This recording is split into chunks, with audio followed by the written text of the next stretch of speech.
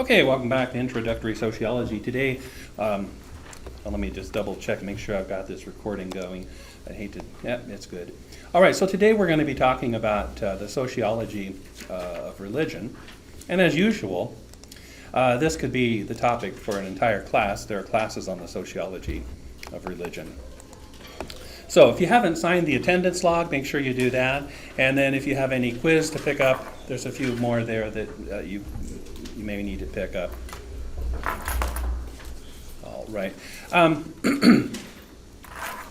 So we're going to talk about religion primarily in American society and in the world to a lesser extent. And religion refers to a set of shared beliefs and practices related to sacred things. Now, that differentiates it from individual personal beliefs. Like there was a prisoner a number of years ago that invented his own religion and said he needed steak on Friday or some sort of outrageous request, but that wasn't granted because the key thing here, religion is a shared set of beliefs by many people. How many? That's debatable, but certainly thousands. I mean, if we think of any religion, throw something out, Baptists, Catholics, Muslims, there are certainly many people who share these beliefs. And sacred things are things that are set apart and given special meaning. It could be the cross of Christ, or it could be almost anything. Has anyone ever seen the old movie, The Gods Must Be Crazy? Probably not. But anyway, it's the way it goes is there's a bush pilot who's flying over, I think, a part of Australia, where some of these tribes have never had any contact with outside civilization, and he tosses a Coke bottle out of the plane, and then they pick it up, and it leads to all sorts of hilarious things, but they think it's from the god, and so they attribute, they think it's a sacred item. So profane refers to things that are routine, everyday affairs, like a can of Pepsi or a remote control. And we can think of examples where one thing would be profane to us, but not to others. Like a cow is profane because it has no spiritual significance to us, but what religion would attribute spiritual significance to cows? Anyone know? Hindus, yes. Right. So sociologists who study religion don't have to be concerned about whether it's true or false because it has consequences. So they're concerned about trying to understand its antecedents, what causes people to be religious, and for the most part, it's because you're raised in a religion. If you look at people who were raised in a non-religious family, very rarely do they become religious later on as an adult. And so in terms of church growth and those sorts of matters, I mean, children's ministry is the key thing because when people do become religious later on in life, usually it's because of traumatic event, stressful things that turn them or push them towards religion. You can sign in and grab your quiz or exam from last week. So we're concerned about the causes and the consequences. W.I. Thomas once said, when people define situations as real, they become real in their consequences. And so the point is, it doesn't really matter if the religion is true or false, because if people believe it's true, they will act as if it were true. So for example, the Japanese kamikaze bombers flew their planes into American battleships because they believed that they would be rewarded for that. Or, I think the example I used of this before is when I interviewed state troopers in Pennsylvania, that has nothing to do with religion, but I was asking them about police teamwork and whether it was rewarded, encouraged in any way by the administration, and they all said no. But when I talked to the administrators, the sergeants, captains, lieutenants, they said, in fact, it was rewarded. But the point is, the troopers, they would team up with each other, primarily to help each other out, to back each other up, but that was pretty much the extent of it. They didn't believe there were any rewards. And so the idea then, if you understand what religion means to someone, then it will be real in its consequences, and that, of course, depends on whether the person is actually serious about the religion. There's something called the social desirability bias in surveys. So when I ask people about things that are sort of cool or desirable, things that are good, people tend to exaggerate if you give them only three choices. Like if I ask, how important is exercise in your daily life in a survey? People, and then I give the choices, not at all important, somewhat important, or very important. People who don't exercise at all are going to say that it's somewhat important. Why would they say that when it's a lie? If I ask someone in a survey, so I'm doing the survey and I say, well, how important is exercise in your daily life? And people who are couch potatoes say it's somewhat important. Social pressure? Social pressure, it's kind of, I'm going to say sad, but it's, to be honest about it is perhaps difficult. And so when we ask about religion in American society, how important is religion in your daily life, a lot of people will exaggerate it. People who don't actually do anything. And so these people exist in all religions. There are Catholics who only go to Mass on Easter Sunday. There are Baptists who only go to church on Christmas Day, and well, we're going to talk about ways that religiosity is displayed, but what are things that people do or don't do that indicate they're serious about their religion? I think participate would be one thing. I mean, how do you participate in a religion? Attend church. Attend church, pray, read your Bible, things like that. And so the idea here then is when we ask about how important religion is in somebody's life, instead of just giving them the choices somewhat important or very important, we ask them how often they do things, like how often per year do you attend religious services. So that's the social desirability bias. So measurement must be based on action rather than stated claims or attitudes.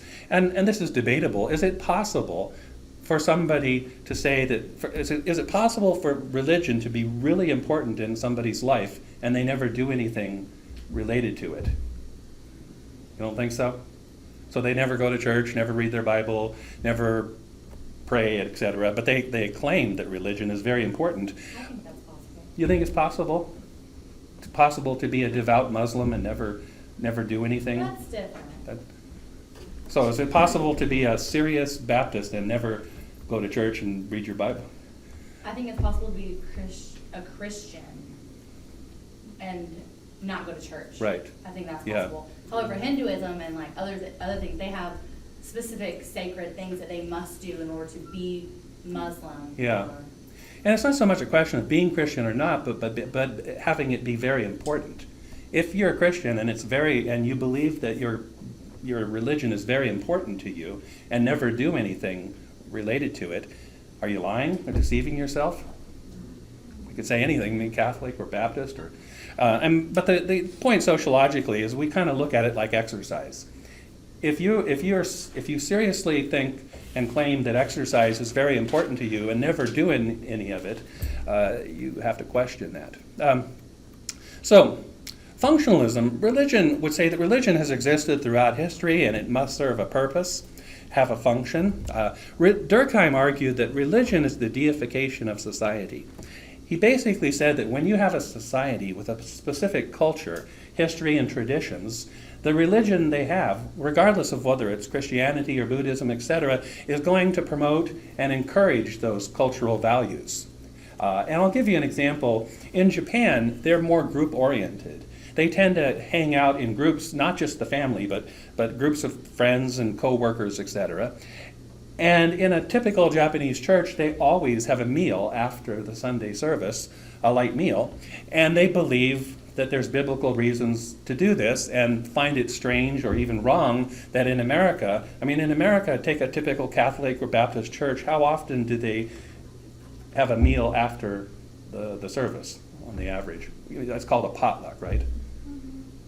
Biblical church, once a month, they're only on special occasions. Yeah.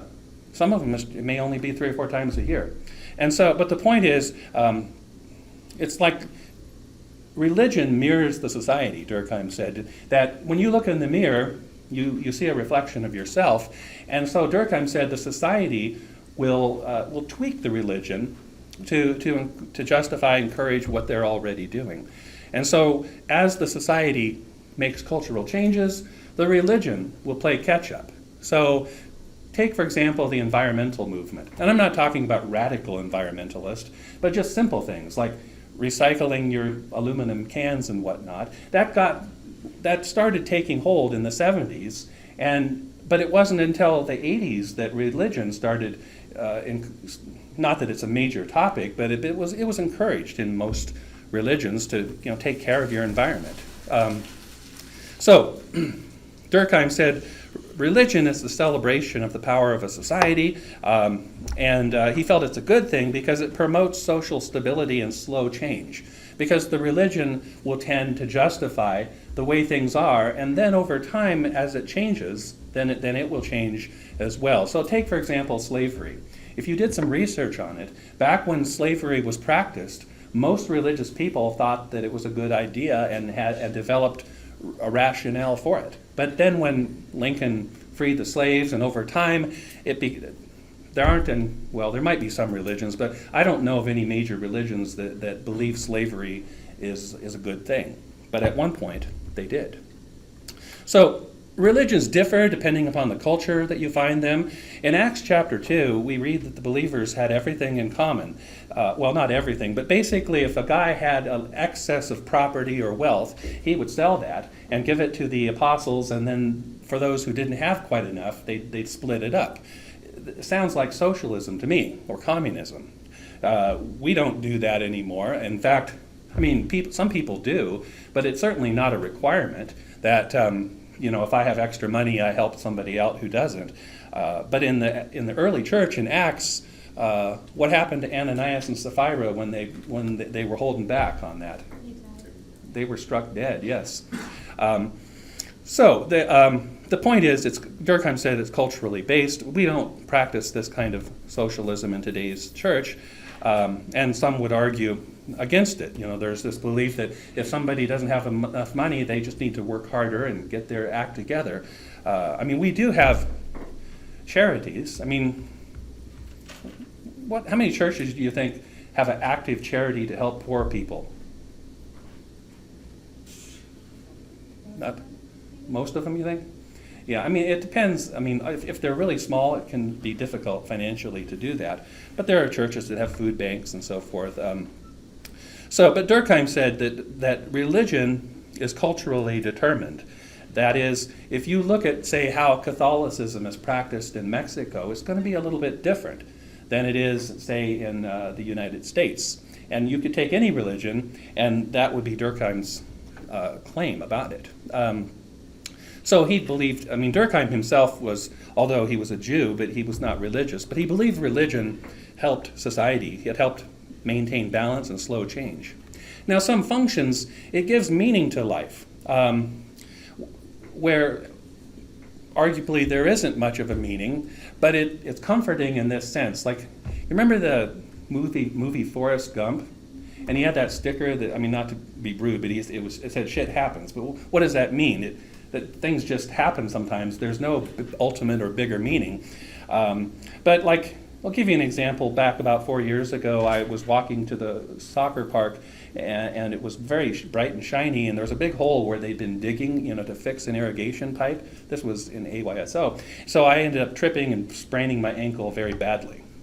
And I honestly could see nothing good that came of that. It was a slow recovery. But the point is that you could imagine that, well, maybe if I hadn't sprained my ankle, I would have gotten in a car wreck, and maybe somehow it was for my own good. And so it explains aspects of the physical and social environment. Now, some of these things will change. Like early on, when a volcano erupted and killed a number of people in the village, what do you think the religion would say about that? The gods are angry. Now that gives you a degree of control over the volcano, because if you get your act together, if the village people start doing better things and not doing the bad things, then it probably won't happen again. Now, of course, we understand today that volcanoes have scientific causes that have little to do with the behavior of the people near them. So cosmology, it gives us a worldview. It explains our social environment. It reduces anxiety. It gives you an otherworldly hope. Maintains the social order, because the religion tends to say the way things are is the way that God wants them to be. In fact, in the Bible, there's a text, I believe, that says God ordained the rulers something to that effect, that the rulers, leaders we have they're there by God's power and we should obey them, although it also says there's a limit to how much we obey them. Now, conflict theory, they would be critical of religion. Marx felt that religion was the symptom of alienation. Now, alienation is a term that Marx used when he talked about workers being disconnected from their labor. You take an employee, put him in a factory, and have him do a small part of the assembly and pay him little, and so that rather than being allowed to express himself and be creative, he's a cog in the machine, frustrated and not being sufficiently paid, and being told that if he puts up with this kind of thing, that eventually he'll be rewarded. So people choose to find religion, according to Marx, to help them deal with this frustration. Marx said that religion is the opiate of the masses, and he was speaking of all religions. That is, has anyone ever taken a narcotic painkiller before? It's been a while since I did. When I had carpal tunnel syndrome surgery, I took Darvocet, which is a pretty powerful painkiller, and I felt like I almost had gloves on my hands. I mean, when I touched things, the tactile sensation was reduced. Now, of course, that's good if you had a major surgery, but you feel kind of numbed up, a little bit semi-drunk or whatever. But Marx felt religion was sort of that way, that people were being exploited, and the religion told them to just put up with it. Like, in the 1950s and 60s, coal miners in West Virginia would live in coal mining towns, and they were paid so little they could hardly afford to buy food for their tables, and they would charge it on the company store. So they'd get further and further into debt. And for Marx, what they ought to do is form a union, go on strike, and demand a livable wage. But the religion taught them to put up with this, and it's illustrated in this song by Tennessee Ernie Williams.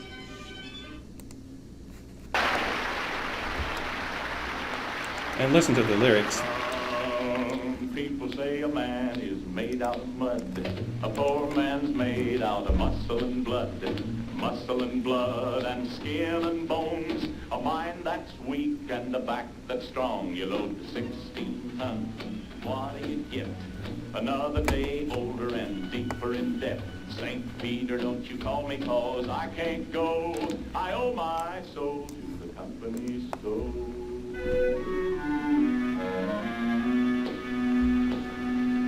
I was born one morning when the sun didn't shine. I picked up my shovel and I walked to the mine. I loaded 16 tons, a number 9 coal, and the straw boss said, "Oh, well, bless my soul, you load 16 tons. What do you get? Another day older and deeper in debt. St. Peter, don't you call me, 'cause I can't go. I owe my soul to the company store."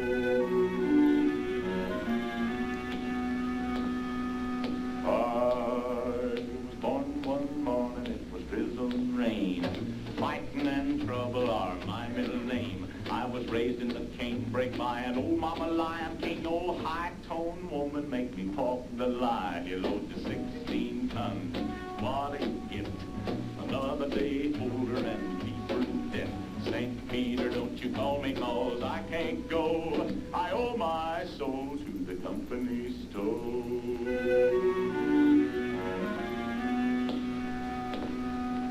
If you see me coming, better step aside. A lot of men didn't, a lot of men died. One fist of iron, the other of steel. If the right one don't get you, then the left one will. You load to 16 tons, what do you get? Another day older and deeper in debt. St. Peter, don't you call me, 'cause I can't go. I owe my soul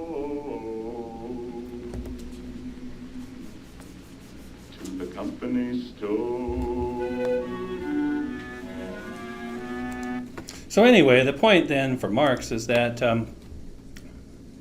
religion, in fact, delays the revolution of the proletariat. The proletariat were the working class, those who were abused and exploited by the rich.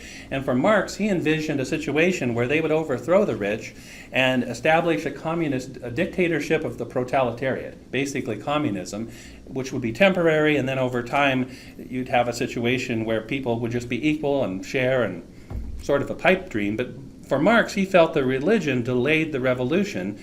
And how could being religious delay the communist revolution? Start a war? You don't want to start a war. You also think, for Marx, most religions promoted the status quo. They would say that the way things are, it's the way that God wants them to be. And if yes, you're being exploited, but if you put up with it long enough, you'll get to heaven. I mean, there's an old Negro spiritual called "When I Get to Heaven, I'm Going to Get Shoes," or something to that effect. But the idea for Marx is you need shoes now. I mean, why are you thinking that if you put up with a lot of exploitation, that you will in fact be rewarded for it? So Marx was critical of religion, and he would quote text, not just in the Bible, but any religion that sort of promoted the status quo, like slaves obey your masters and don't do it even when they're not watching. So the idea here is that religion, for Marx, tends to teach that if you put up with a lot of abuse and exploitation, you'll get rewarded when you get to the afterlife. Romans 13, 1-2, everyone must submit himself to the governing authorities, for there is no authority except that which God established. The authorities that exist have been established by God. I mean, so Marx would be critical of this. Of course, in the sense he's taking it out of context, because there was also a point where the rulers told, I believe, was it Peter or James, to stop preaching, and then they said, well, we have to obey God, we can't obey you. So there's a balance there. But for Marx, he was critical of it. And in a Marxist society, religion would be banned. Now, Max Weber, not one of the three perspectives we've talked about, but he wrote a book called The Protestant Ethic and the Spirit of Capitalism. And I've talked about this before, so I'm just going to talk briefly. But he explained how it was that the Calvinist religion helped the Industrial Revolution because of their concept of predestination. Basically, for a Calvinist, if you are gaining wealth legitimately and legally, it's an indication that you are one of the chosen. Now, for their belief, only God knows who's predestined to hell and who's predestined to heaven, but it's a lot like the tree in my side of my yard. When we bought the home, I didn't know what kind of a tree it was, but once it produced apples, that was evidence it was in fact an apple tree. For the Calvinist, becoming more wealthy, and you don't have to be a billionaire, but gradually increasing your wealth and making money is one indication that in fact you're among God's chosen, because God is blessing you with this. So the Calvinist, unlike the Catholics and Anabaptists who viewed work as a curse, because if you look at Genesis account, when Adam and Eve sinned, Eve was told that she must suffer from pains in childbirth as a punishment. What was Adam's punishment? To work, right? Because in the Garden of Eden, they didn't appear to work. I mean, they named the animals, but I don't know if that's really work. But you must toil by the sweat of your brow, and so work was considered sort of a punishment, and you only would do enough to make the money to survive. And so before the Industrial Revolution, people didn't have the idea that having more money would make them any happier. They would only, I mean, it would be like this, like if somebody said, say your dad said, your kid, you're going to get 5 swats with the belt. Would you ask for 6? No, you're going to go with the minimum, right? You're not, unless you like being hit. And so the thing with work, for the Anabaptists and Catholics, if they needed a certain amount of money to work, I mean to live and put food on the table, they would only work to the point where they could get that amount of money. And then after that, they'd stop. And so the industrialist had this idea, it didn't work, but they had the idea that if we pay people per production unit instead of per hour, then they'll want to work more and harder. But what would happen was, if I told the Anabaptist, for example, that I'm going to pay you $5 for every fishing pole that you produce, once they made the desired amount of money, they'd go home at noon and go swimming and take a nap. There was no incentive to work longer.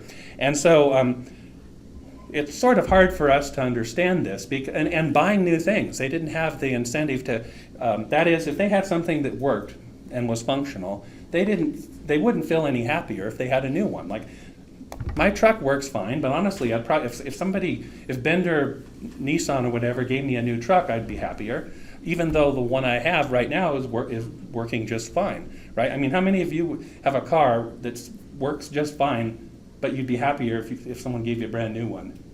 Yeah, and how many of you, for the most part, you get by okay financially, but we'd always be happier if we had more money, right? It's common sense. But before the Industrial Revolution, that wasn't the case. So the Calvinists sought to identify true faith by its fruits, a type of Christian conduct which served to increase the glory of God. Benjamin Franklin put it this way. I don't know if I have this quote, but that if your neighbors hear you with a hammer early in the morning, working hard, that's a good thing. That what he said, a penny saved is a penny earned. So this idea to accumulate capital was important for the Calvinist because it was more evidence that they were in fact part of the elect. And so, and of course, this thing about predestination, I don't think most religious people in Christianity believe it, but it's clearly a term that appears many times in the Bible. So the Calvinist would work to create a conviction of his own salvation, because only God knows, but the idea is to combat salvation anxiety.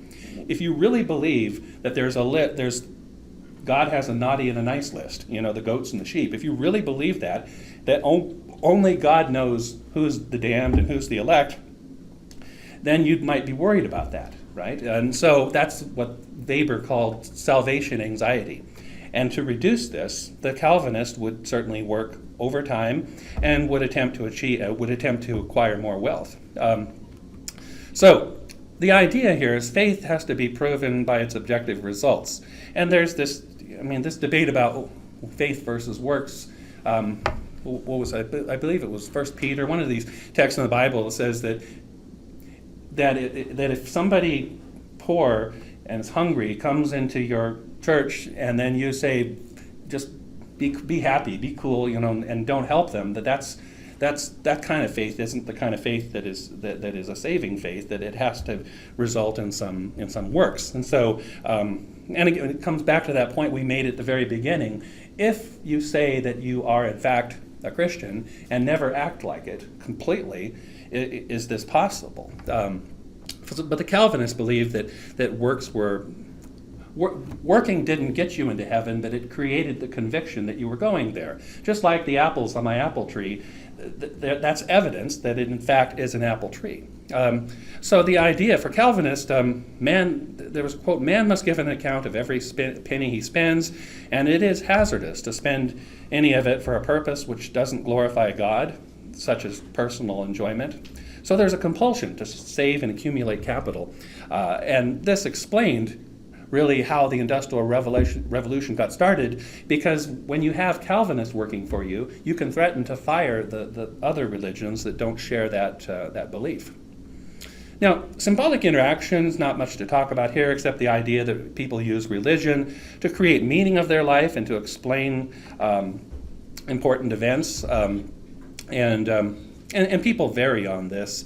I remember once when I was a camp counselor in a Christian camp in Canada, the camp director, he would pray before he put on his clothes to make sure he was in God's will with what color he should wear. And when we put up a backstop for the bow and arrow archery field, he was praying about that too. He pretty much, even little mundane things like where he should, I wouldn't say he'd pray about where to put his pencil, but I wouldn't put it past him. He was just, he was at that level where he felt everything had a spiritual meaning.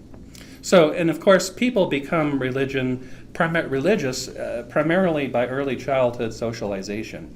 And interesting study, if you Google this, Pew report on, religious retention. There's a study that basically some religions do a lot better at keeping their kids as they get older. For example, the Jehovah's Witnesses do a very bad job of it. If you're raised as a Jehovah's Witness, by the time you get to an adult, it's somewhat close to 70% just give it up. They quit entirely. And on the other hand, Mormons do have a very strong membership retention rate. But the idea here, in terms of growing a church, is keeping your children in it and their children. And that is can be a difficult task.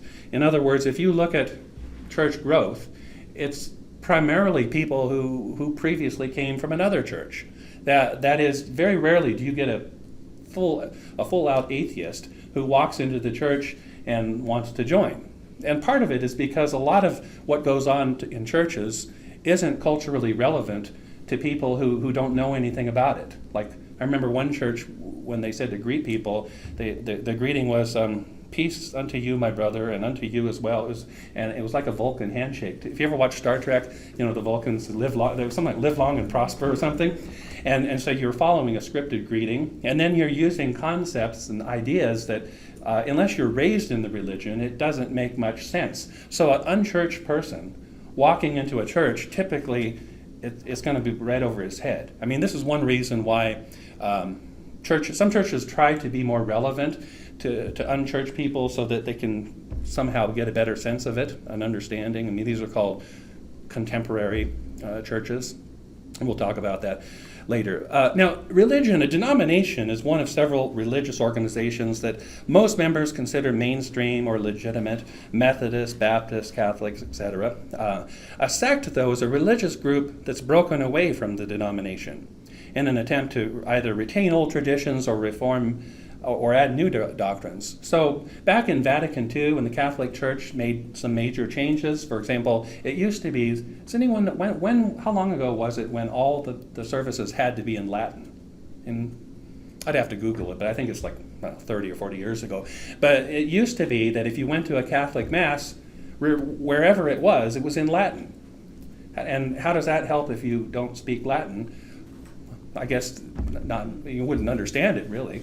But then they changed, and so some Catholics broke away. I think it was called the Byzantine, I may be wrong, but some Catholics broke away from the church and formed their own religion to try to retain those traditions. And I think, what's the church that had the controversy about accepting or ordaining homosexuals? There was one major denomination that's seen a split over that issue. So, a cult is a religious organization whose characteristics are not drawn from traditional denominations. They tend to emphasize strict discipline of their members. If you Google characteristics of cults, there's a number we'll talk about. They tend to have a very black and white mentality. They believe that only through their own religion do you have any hope for achieving the afterlife or to be saved, etc. They believe they're right and everyone else is completely wrong. They tend to exercise a high degree of control over members' personal life and decisions, and many times, not always, they demand quite a bit of money. Now, not all cults are homicidal or suicidal. I just want to point that out. But they do have this high degree of control. What's that song, the Hotel California, you can come but you can never leave? I mean, that's basically, if you try to leave, they do something called shunning. I mean, there's a bit debate about the Jehovah's Witness, because if you are a Jehovah's Witness and leave, then you are shunned by your family and former friends. That means they won't talk to you, they won't look at you, they'll completely avoid you. Whereas if you leave a Baptist church and join, a Lutheran church, I mean, they might be upset about that, but they're not going to shun you. They'll still associate. So cults will often practice shunning. I mean, there's a video, I don't have time to show it, about the Scientology cult. Tom Cruise on Scientology, you can Google that.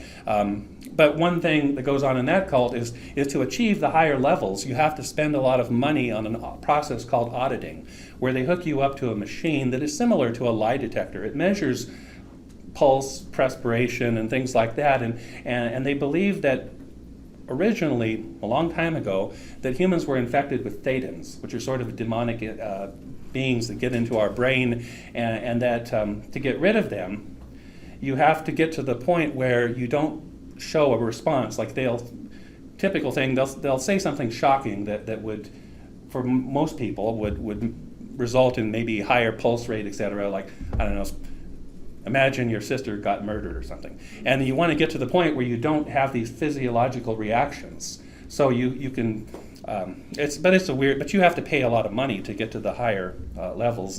And so Germany actually has declared that Scientology is not a religion, it's a business, and has pulled their tax-exempt status because there is quite a religion should be non-profit. That is, of course, they have finances, but it's not, what's the difference? A business is for profit, a religion is supposed to not be for profit. This video here is very illustrative of a cult, and as I said, not all cults are this way, but you can get a sense of it by I may not have time to play all of it, it's rather long, but basically the Heaven's Gate cult committed mass suicide. They thought they were going to escape planet Earth and enter the Halley-Bopp comet. Classroom, or in old language a couple thousand years ago, disciples, those who are trying to prepare themselves for entry into the evolutionary level above human, synonymous with the kingdom of God, the kingdom of heaven. We're going to talk to you about the most urgent thing that is on our mind, and what we suspect is the most urgent thing on the minds of those who will connect with us. We'll title this tape Planet Earth About to be Recycled. Your only chance to evacuate is to leave with us. Planet Earth about to be recycled. Your only chance to survive or evacuate is to leave with us. Now, that's a pretty major statement, pretty bold in terms of religion, in terms of anybody's intelligence. Weird thing, he never blinks. People Oh, who there he consider did, after about- themselves intelligent beings, they'd say, well, that's absurd. What's all this doomsday stuff? What's all this prophetic stuff? You know, intelligent human beings should realize that everything has their cycle. They have their season. They have their beginning. They have their end. They have cycles. We're not saying that planet Earth is coming to an end. We're saying that planet Earth is about to be refurbished, spaded under, and have another chance to serve as a garden for another human civilization. Now, the reason this is such an interesting time is not only because we're on the threshold of the end of this civilization, because it's about to be recycled, but because of where that finds us, where that finds you, where that finds those who would judge us, how we would speak of them and how they would speak of us. Now you keep saying us. Who do you think you are? Well, I, in all honesty, must acknowledge my father. My father is not a human father. My father is a member of the evolutionary level above human, the kingdom of God, the kingdom of heaven. My father gave me, long before this civilization, gave me birth into that kingdom level above human, that kingdom of heaven, that kingdom of God. Now you can say, well, I can't believe that. Well, it's up to you whether you believe that or not. That's not important to me, even though I wish that you could believe it for your sake. For those who do believe it, stand a possibility of a future beyond this recycling time. Now you say, well, according to religious literature, I thought there was someone else that was going to come and be our Savior here at these end days. That was going to be Christ's return.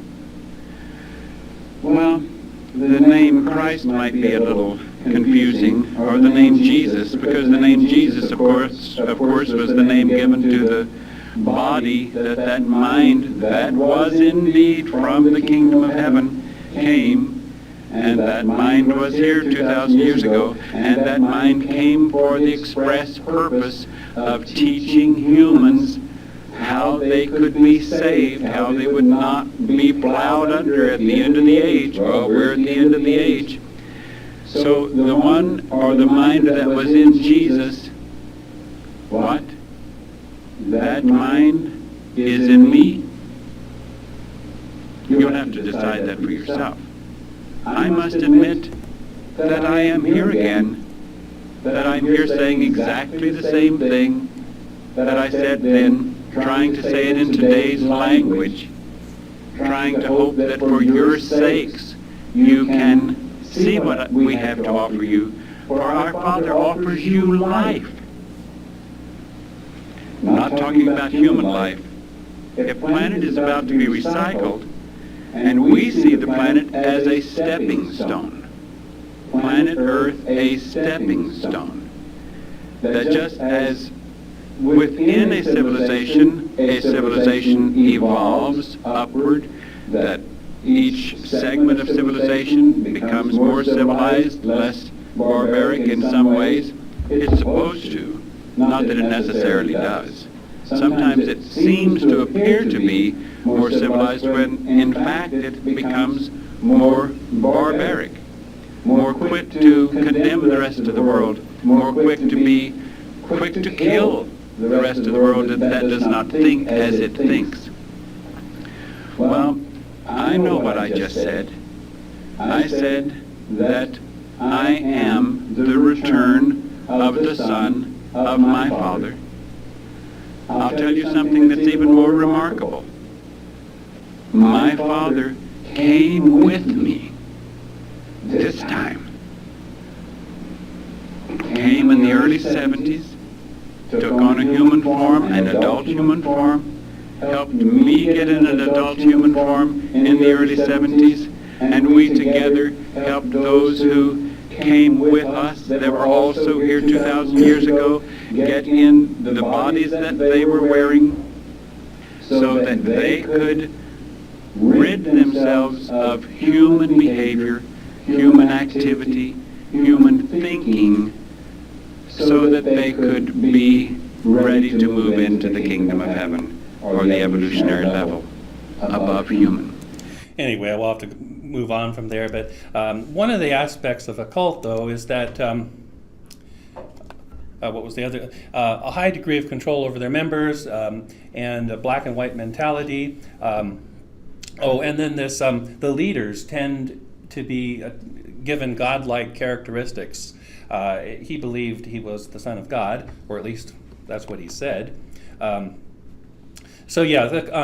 Not all cults are so extreme, but there is this debate in the U.S. if a religion is really not charitable and it's a cult, do they deserve tax-exempt status? So the cults, in other countries, they're much stronger in fighting against this kind of thing. And I was going to say, cults tend to attract younger people or older people who have had some social problems or experiencing a high degree of stress. Yeah. Family Guy made fun of the cults. Family Guy? Yeah, they had an episode. Oh, yeah. They drink that lemonade or whatever, and they just kill each other. Oh, yeah, that was the Guyana. They committed mass suicide. But anyway, so in terms of getting into a cult, it's usually not the stable people who have a good life. It's the ones who are having troubles, or younger people who are more easily influenced. And so cults also practice something called love bombing.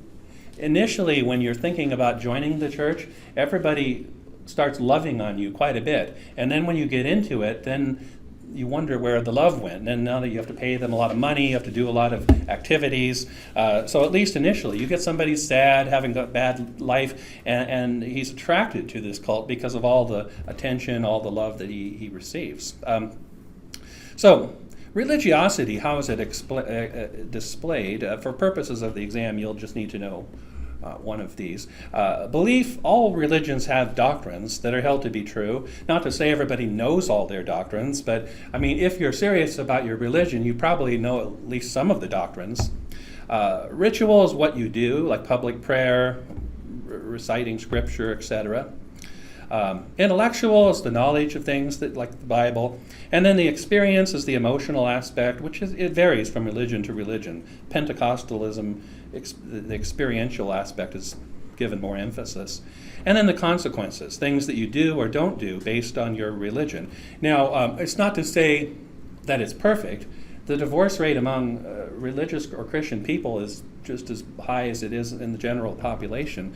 But the idea then is that there may be decisions you make, like political decisions, opposing abortion, etc.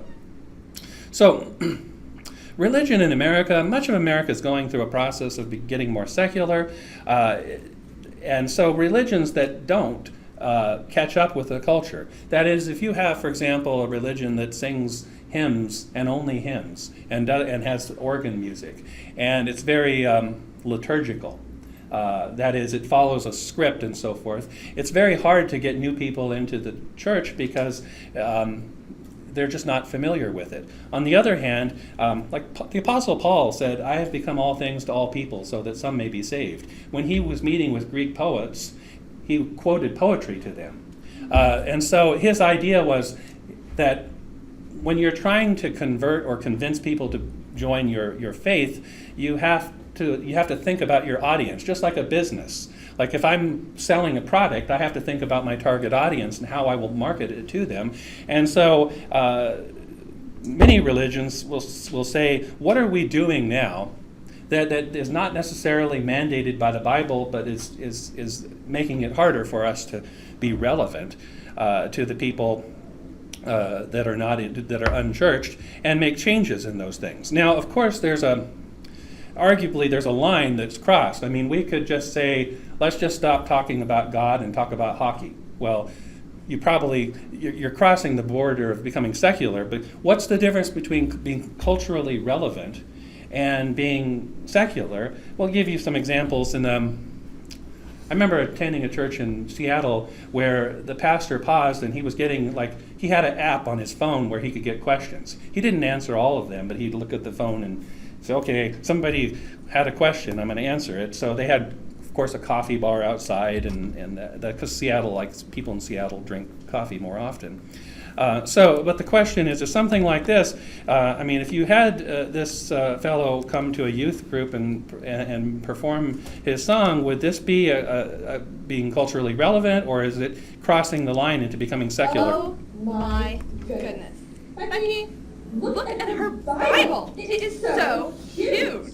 She looks like one of those preacher guys' girlfriend. Who understands those preacher guys anyway? They only talk to her because she looks like Mother Teresa. Okay. I mean, we'll look at it. It's just huge. Gross. She just looks so righteous. I like big bubbles and I cannot lie. You Christian brothers can't deny that when a girl walks in with a KJV and a bookmark in Proverbs, you get stoked. Got a name engraved so you know this girl is saved. It looks like one of those large ones with plenty of space in the margins. Baby, I wanna read with ya, cause your Bible's got pictures. My minister try to console me, but that book you got makes me so holy. Mamma mia, you're saying what koinonia will bless. And it goes on. I don't have time to show all of it. But the question is, now, would young people, would the youth group in a church find this fun or entertaining? Probably some of them would. Yeah. Would your grandparents? No. So, but the question, let's say that you have funny skits and music like this, and you're getting unchurched teenagers to come to your church because there's a level of entertainment. Are you crossing the border into becoming secular, or is that okay? I mean, should churches try to pump up the entertainment value to get people to come who wouldn't normally come? I don't really think so. You don't think so? Well, a lot of churches will do that, and the next thing you know, the church is just about entertainment, and they'll have fog machines on the stage and everything. It's Yeah. not about church anymore. Yeah. I went to church this past Sunday. I went to Faith Christian, and It was like I felt like I was at a concert. Like they had LED lights, they had the drummer, they Yeah. had, like people in the front row, and they're like waving their hands. Like, it was crazy. Yeah. So, yeah, I mean, yeah, you will get people into the church, but the question is, what does that accomplish?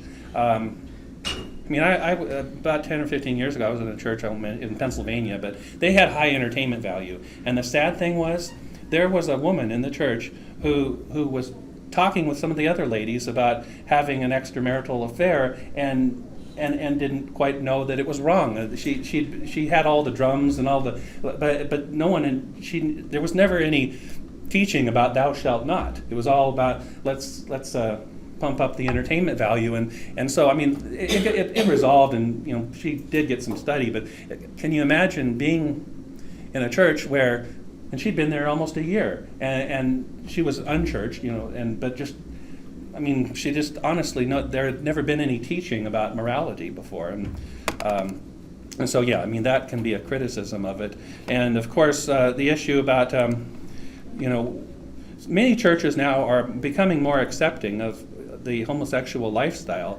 Is this an example of becoming culturally relevant, or are they just becoming more secular? Hi, this message is for Ray Boltz. Hi Ray, I'm Ted of OutOfTheClosetStudios.com, and I just listened to your radio interview where you talked about sharing with your family that you were gay. And I just want to first say thank you. Thank you. And it's just, I used to sing your songs in church with tracks. My favorite one was I Still Love You. I still love you. I am not ashamed. Whoa, whoa, whoa, whoa. Anyway, after the church kicked me out, I was working with a youth group in Gatlinburg. I couldn't listen to Christian music anymore, and I threw it all away in a garbage can because I didn't want anyone else to listen to it either. And after I listened to your radio interview the other day online, this morning I just woke up and I decided to come downstairs and look for your music on YouTube. And I started listening to it, and just wanted to thank you.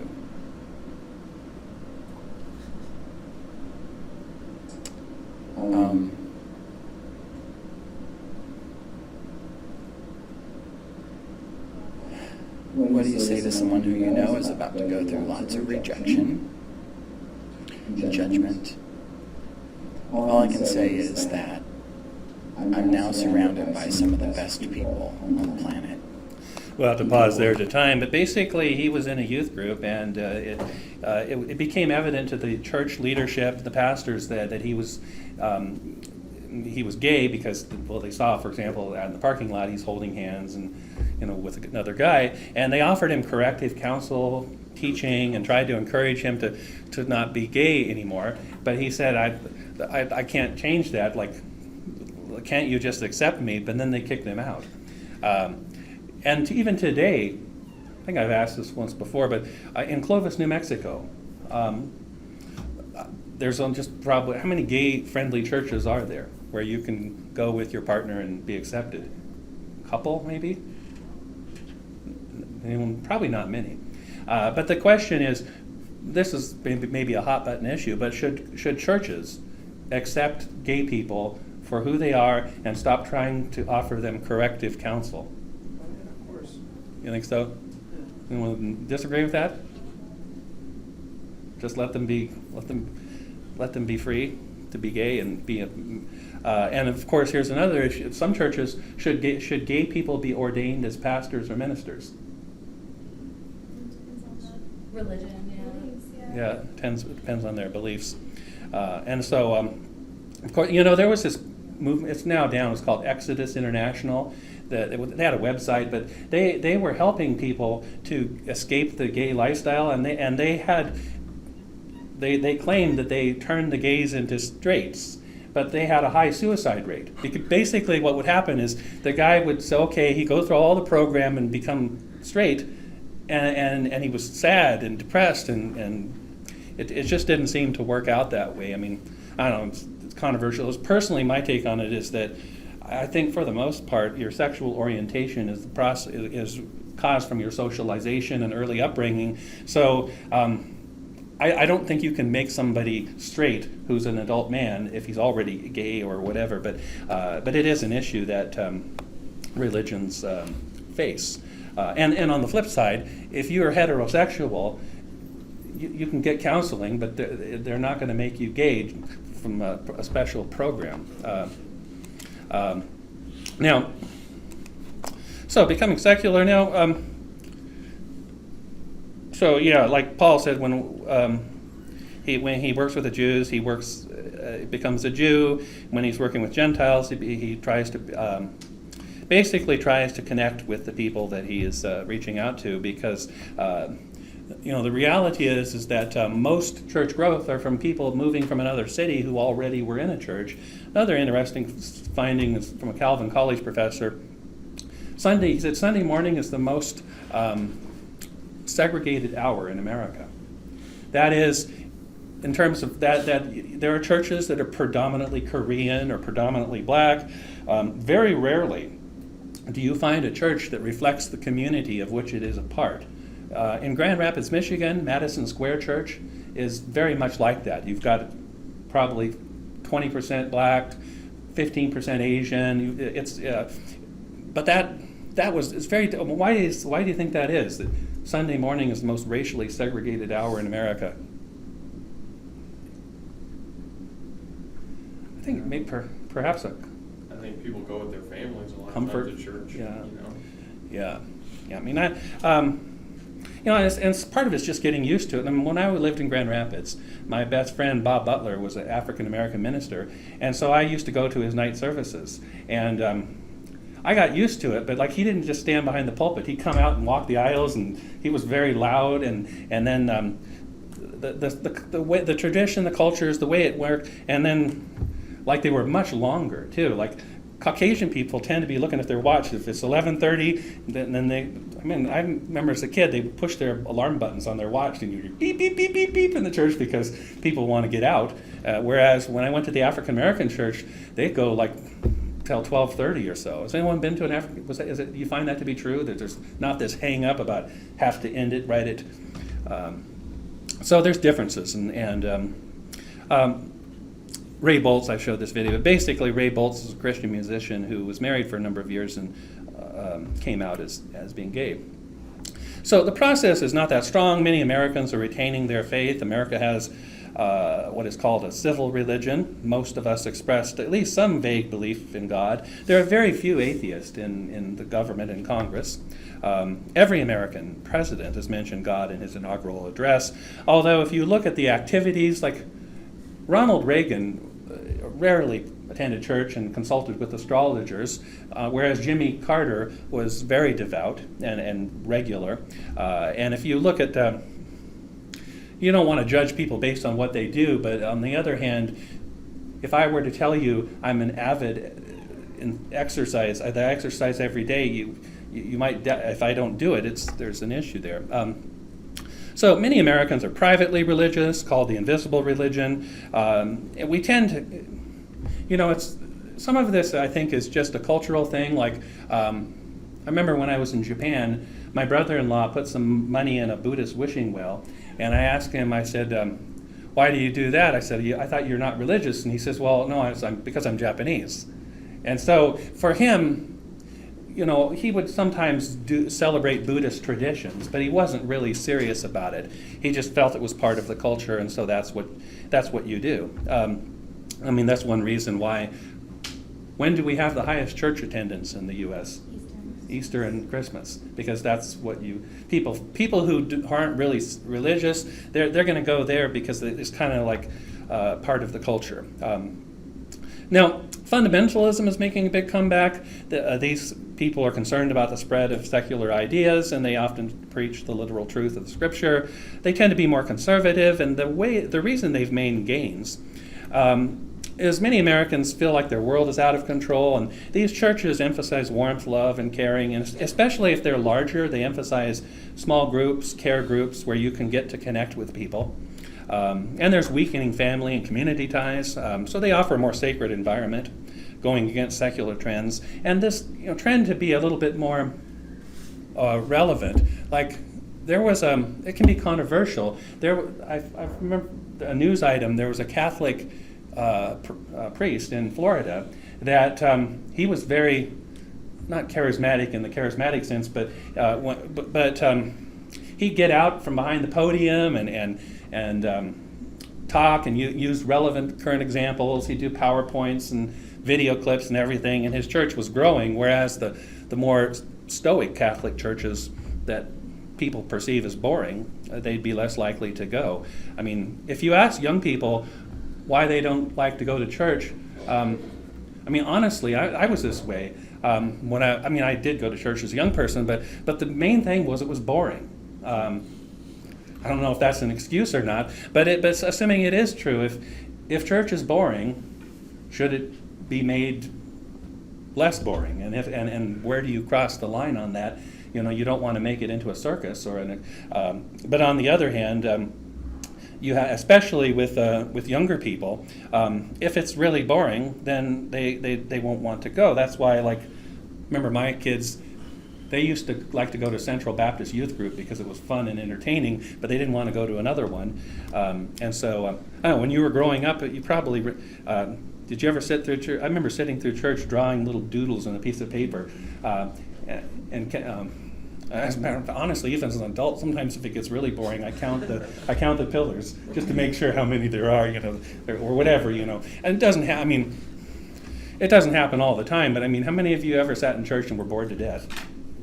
Honestly, yeah, it is. And so, with the younger generation, I think you're going to have to see some changes. Like, there are churches, they have services now traditional in the early morning for older people, but music, for example, should there be guitars? Should there be drums? And what should you sing? Should you sing things that's on Christian radio or things that are 40 or 50 years old from a previous generation? We could debate it, but the reality is, if you want to be in a time warp, if you have a church that acts and operates like it was in the 1950s, and you don't change, eventually it's going to die, because as people age and pass away of natural causes, the younger people, they're not going to go there. They're going to go to some place that is more relevant. You can argue, I've heard pastors say that all we need is the Word of God and people will come, but that's a debatable thing. It's like me saying I'm selling iPhones, and all I need is the iPhone and people will come. Well, I do have to market it in some way. I have to promote it, and businesses understand this, and to some extent I think churches don't really get that because they're used to growth from transfer people who went to another church similar in another city or state. And so in terms of people just coming off the street, they may come, but they won't usually stay, because for them it's boring and not relevant to them. Anyway, we're going to go ahead. It looks like we're good with the time, so I'm going to review for the quiz. Okay, you need to know that what profane is. Profane refers to things that are secular and have no spiritual significance. Like the pencil or pen on the table, it's profane because of the fact that it has nobody worships the pen. Not that I know of, anyway. And it, of course, it doesn't refer to vulgar things. In a literal dictionary sense, if I said profane, you'd think about dropping the F-bomb or something. But in the sociological sense, it refers to things that have no spiritual meaning. Marx said religion is the opiate of the masses. He basically, what he meant by that is it's sort of like a drug that delays the revolution. It would be like, say you broke your arm and all they did was give you pain medication and didn't give you a cast. You're treating the symptoms but not the underlying cause. So for Marx, when he said religion is the opiate of the masses, he was being sarcastic about that. He felt religion was a bad thing. All right, denominations. We said that a mainstream group like the Methodists are considered a denomination. They're not a cult because they don't have all of the characteristics of a cult. Okay, religious ritual, we said those are things that people do, activities people perform and align with their religion. So, for example, if you're a Muslim, you might pray to bow to Mecca or something. And of course, it varies. People tell you a little joke here. When I was in WSU, not a joke, but a funny story. When I was in WSU, I got to be friends with this woman from Indonesia, and she was a Muslim, and I wasn't sure how serious she was, but I kind of got the sense that she was serious because she kept saying things like, "Don't eat the swine," like it's filthy, whatever. And so I thought I'd prank her because there are so many ingredients that include lard. So my wife my girlfriend and I were over there at the time, and I said, "Do you mind if I check your peanut butter?" And sure, why is that? And I said, "See, you're eating swine and the lard," and she went into the bathroom and forced herself to vomit. And I thought, that was cruel. I mean, I was just messing with her, but she was that serious. I mean, she was shocked, and after that she threw out her peanut butter, and then she said, "I'm going to read the ingredients on everything from now on because I'm not eating swine anymore." And so but she was serious. But then on the other hand, I knew some Muslims that in my university that they weren't all that serious. I mean, they say they're Muslim, but they would do things that, What was the word that you, it was cultural something, no? Oh, there's the social, the word I used. What was for the definition? Oh, the definition of a ritual. Ritual are activities that people perform that are in line with their religion, like saying the rosary. As a matter of fact, I remember when I was in New York, there was upstate New York, a lot of Catholics, and so every time I flipped through the channels, it's like one person or another is repeating the rosary and Hail Mary, Mother of Grace, blessed art thou among women. I'm not Catholic, but I ended up memorizing the whole thing. I heard it so many times on TV. Usually it was a nun, an older nun that would say that. Last thing, Southern Baptist. We didn't talk about this, but some religions tend to be more politically conservative. Baptists are more likely to vote for Republicans than Democrats. So, although in the last election, Donald Trump got more votes from Christians, conservative Christians. So Baptists would be politically conservative. All right, I'll go ahead and pass this out, and when you're done, you can bring it back up, and we'll see you guys back on Thursday. Thank you.